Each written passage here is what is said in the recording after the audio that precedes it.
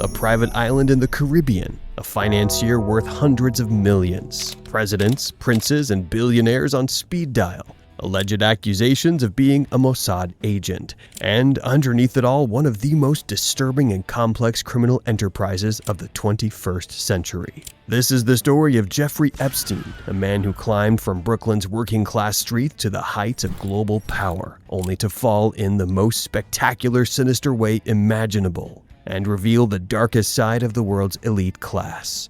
And here's the thing that still haunts us. How did he get away with it for so long? Is Elon Musk that boring that he got uninvited to the original Island Boys party? Is it true that Bill Gates actually caught an STD and gave it to his wife without her knowing? Who knew what? Why did they try to cover it up for so long? And more importantly, who helped him? Buckle up, because this rabbit hole goes deep. Let's rewind to 1953.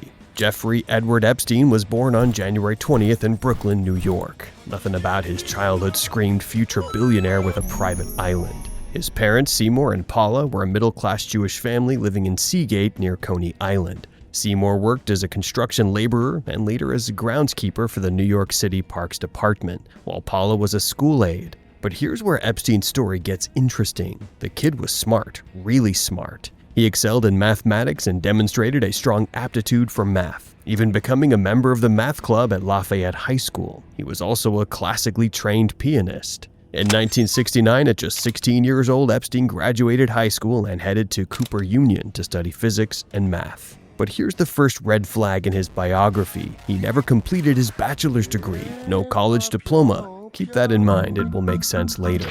So, how does a college dropout become a Wall Street titan? Well, that's where things get mysterious. In 1974, Epstein landed a job teaching math and physics at the prestigious Dalton School in Manhattan. Despite having no teaching credentials, this wasn't a normal hire. The school's headmaster at the time, Donald Barr, the father of former Attorney General William Barr. Coincidence? Maybe. But in Epstein's story, coincidences pile up like dirty laundry. After 2 years of teaching teenagers calculus, Epstein made a dramatic pivot. Wall Street. He joined Bear Stearns as a junior assistant in 1976, and his sharpness and finance helped him rise quickly, becoming a limited partner by 1980. Then in 1981, he left to start his own firm, Intercontinental Assets Group, which later became J. Epstein & Company, his business model managing money for the ultra-rich. But not just any rich people, billionaires. And not just managing their money, he claimed he would only work with clients worth over $1 billion. Enter Les Wexner, a Jewish billionaire, founder of Victoria's Secret and The Limited. Wexner became Epstein's only publicly confirmed client, and their relationship was strange, to put it mildly. Jeffrey managed Wexner's fortune and was given power of attorney over his affairs. Wexner even sold Epstein his New York mansion for a fraction of its value, the largest private residence in Manhattan, a 7-story, 21,000 square foot townhouse on East 71st Street. To this day, nobody fully understands how Epstein made his fortune. No one has uncovered the various sources of his exceptional wealth. Forbes disputed claims that he was a billionaire, but he certainly lived like one. 1998, remember this year. That's when Epstein made a purchase that would haunt recent history. Through a shell company, LSJ LLC, with himself as the only member, he bought Little St. James Island for $7.95 million. Just 70 acres, a tropical paradise in the U.S. Virgin Islands. He called it Little St. Jeff's. Cute, right? But the locals, the victims, they had a very different name for it. PDF Island, Orgy Island, Island of Sin. Now, here's where it gets even more disturbing. Epstein didn't just buy a vacation home, he built an empire on that island. A main house designed by the same architects behind luxury Amman resorts, guest villas, multiple pools, a private helipad, even its own power grid. By 2008, 70 staff members worked there. 70. But wait, it gets worse. In 2016, Epstein bought a second island, the neighboring Great St. James Island. And according to court documents, he didn't buy it for space or privacy. He bought it to hide what was happening on the first island, to block the view from law enforcement, to create barriers so people held there couldn't escape. Think about that for a second. He was so confident, so calculated that he bought an entire island just to cover up his crimes on another island. Let's dive into what really happened there.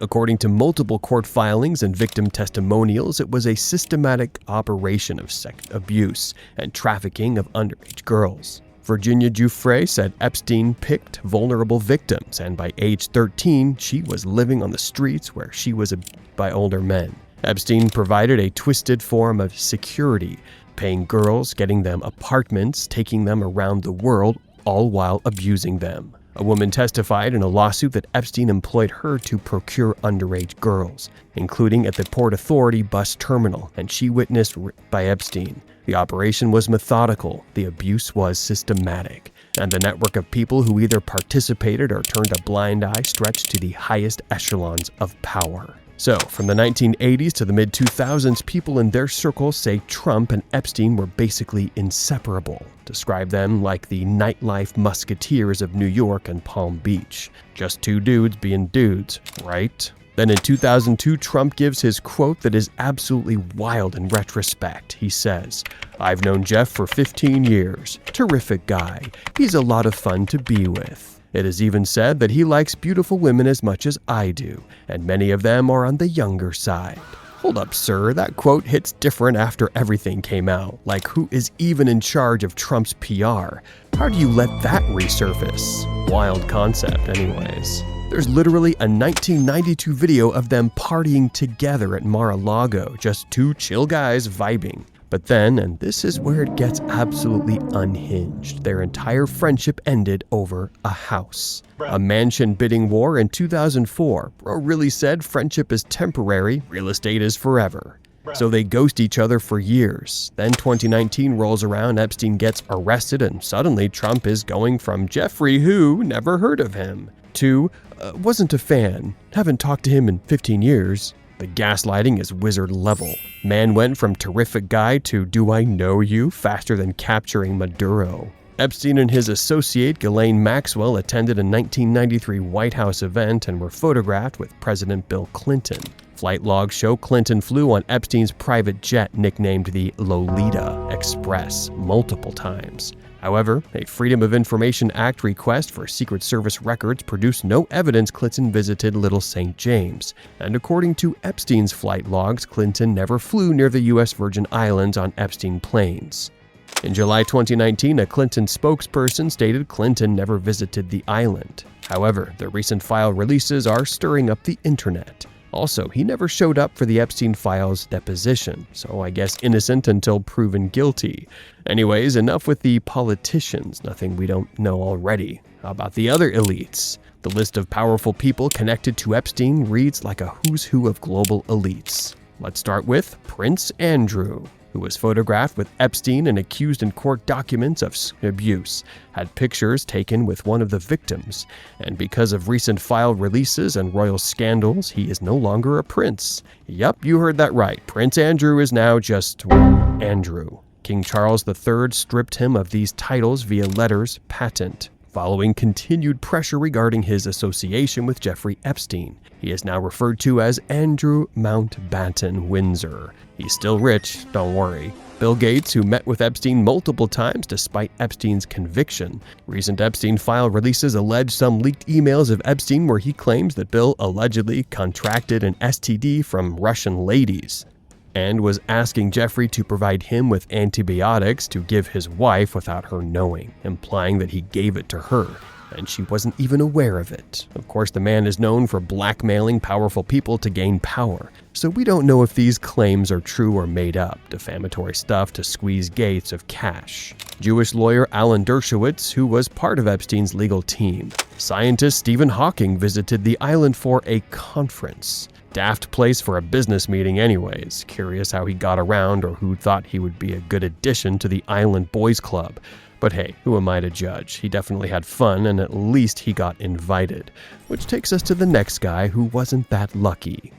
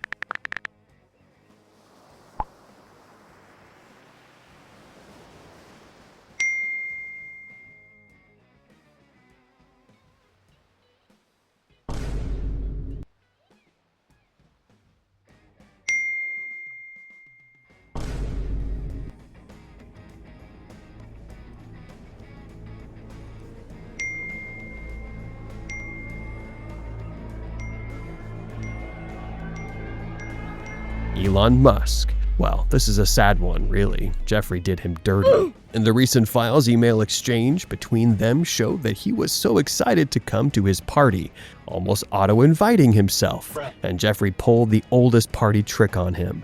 Let's play Truth or Dare, everybody, then dared Elon to stay home. Imagine your biggest flex on the internet in the past years was that you never went to the island. Accuse Donald Trump of being in the files publicly on your platform, then be revealed that the reason you never went was because Jeff ghosted you. Pathetic. Anyways, the list is long. Numerous CEOs, academics, and politicians. Epstein created the Jeffrey Epstein 6 Foundation to donate millions to institutions like Harvard University, buying legitimacy and access to the academic elite. People speculate because you wanted to start to pave the road for future blackmail. I mean, it's kinda true. Let me explain. Here's where conspiracy theories meet documented behavior. Epstein told a New York Times reporter in 2018 off the record that he had dirt on powerful people, including information about their sick proclivities and recreational drug use. Court documents revealed that Epstein installed hidden cameras everywhere in his properties to record indecent acts of important people with underage girls for criminal use such as blackmail. Was Epstein running a blackmail operation? Was he an intelligence asset? The speculation about connections to intelligence agencies, including theories about Mossad involvement, remain unproven but persistent because of the scale of his operation and the protection he seemed to enjoy. In 2006, Palm Beach police concluded their investigation and wanted to charge Epstein with multiple counts but what happened next shocked everyone.